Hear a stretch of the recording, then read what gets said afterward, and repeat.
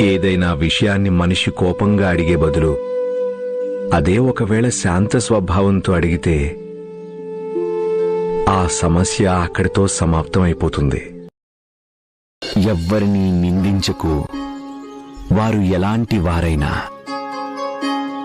ఒక మనిషి మంచివాడైనా లేక మీ దృష్టిలో చెడ్డవాడైనా వాళ్ళని నిందించడం సరికాదు. మనిషి ఎప్పుడైతే ఎదురు దెబ్బలు తిని తెలుసుకుంటాడో అప్పుడు మరింత దృఢంగా తయారవుతాడు. నువ్వు ఏం నేర్చుకోవాలో అది నేర్చుకున్నావు.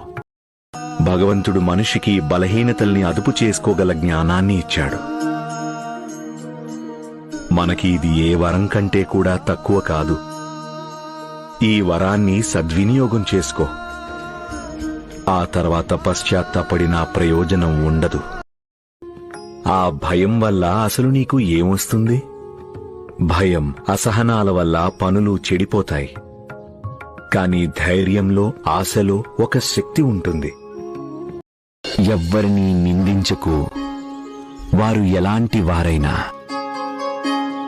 ఒక మనిషి మంచివాడైనా లేక మీ దృష్టిలో చెడ్డవాడైనా వాళ్ళని నిందించడం సరికాదు.